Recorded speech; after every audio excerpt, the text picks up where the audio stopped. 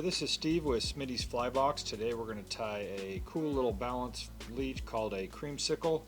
This is for our beginner fly tying box for March, and this has been a very effective, very popular style of balanced leech. So this is good for a beginner fly, nothing too difficult. We're going to go over again tying in a marabou tail, and then we'll get some practice doing the dubbing. So some of the materials that I'm using a jig hook here with a Round Rocks tungsten bead.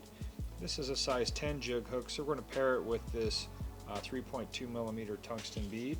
We have just some white marabou and pearl ice dub, and then I have some prism dub as well for the creamsicle look. So what I'm going to do is I'm just going to start my thread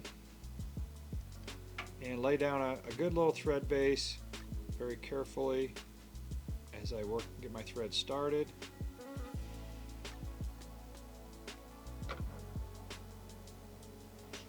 And I'm just going to take this, kind of coat this hook shank with thread, again wrapping over the top away from me. And now we're ready for the balanced leech. So what I have here is just a sewing needle or pin, and we've got the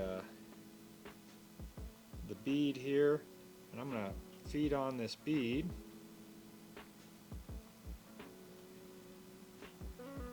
I'm going to do it kind of opposite now. Normally you slide the small hole onto the hook first, so the small hole is against the eye of the hook. With this pin here, I flip the bead around backwards, and it's got that little pin head, and now we can that bead will rest just perfectly right there. So I want this bead to extend just barely, just over the hook, about like that. Somewhere in there is about where I like it. And so once I have that, I'm actually going to cut this off, this hook here, with some wire cutters. So I'm just going to take a little chunk of that off. Just be careful. And that's how I'm going to tie that in, about like that. In fact, I can take a little more off.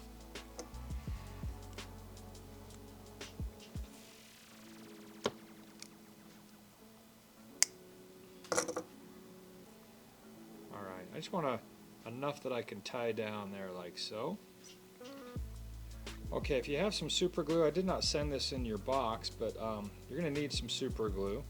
I'm just going to lay down a nice little layer on my thread wraps.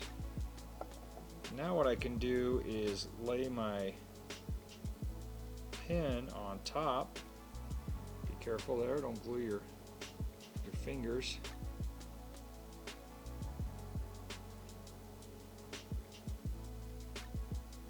And I'm going to measure that about like so. And now I'm going to lay down a nice good thread base, really tight wraps, covering that pin. Let's go back and forth here.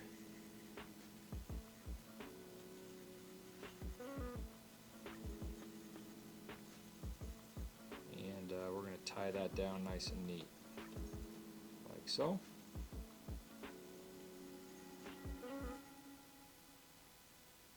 And I'm going to make a couple tight wraps up underneath, and then cinch down like that. And then what I like to do is just come back with a little more glue and run it along so it kind of soaks down or gets down in those grooves. And then I'll set that aside and just kind of let that set up. So I'll prep a lot of hooks here before I actually start tying them. Okay, so now let's start building the fly. So I want the marabou about the length of the hook shank, something like that. And I can switch that to my left hand. And I usually have a little kind of a space back here, and that's where I'm going to fill in with this marabou. So I'll secure that in there. Helps me keep a nice even underbody, make a few good tight wraps like that. And now I've got my tail out the back. And now we can begin dubbing. So we're going to start with this pearl ice dub. Now I've sent you two couple of colors that you can do for the two-tone look, but again, dubbing, you don't need a ton to start, but this ice dub works really well because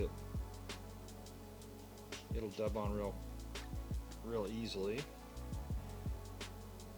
And I'm trying to coat a good 2 or 3 inches, load up a good 2 or 3 inches of that thread with ice dub, and I'm just gonna work my way forward, trying to build a nice even body. So again, with dubbing, I hold the thread out towards me. You can almost just lay that on top, and I'm going to start with my middle finger and my thumb, and I'm going to go one direction. I'm not going back and forth. I'm going to go one direction, starting at the top. As you can see, it kind of below me, it's spinning a little bit, and that's wrapping all those fibers around that thread. So, all right, and I'm going to go right to the eye of the hook here and just make a couple wraps. That's pretty good. I'm going to do one more tiny little section around that eye of that hook, and then we'll switch to our other color. So let's come around in front now and build a little bit of dubbing up underneath there, like so. And now just for a little collar, we're going to go with the creamsicle. This little orange hot spot. I don't know why the fish like that, but it adds just enough to this fly. So again, I'm looking for a nice even collar there.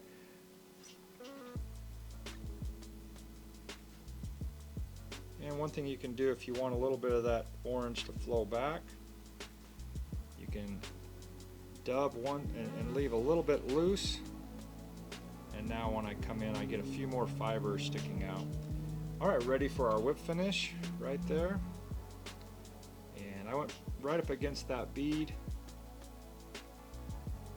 Now I can put a nice tight whip finish in there, and we'll put a little head cement, dab a head cement in there along our thread wraps. And let that soak down in there.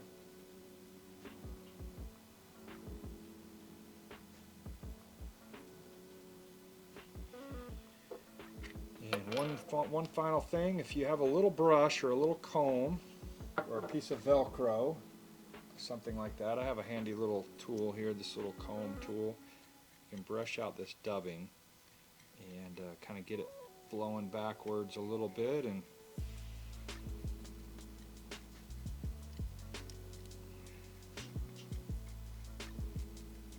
a little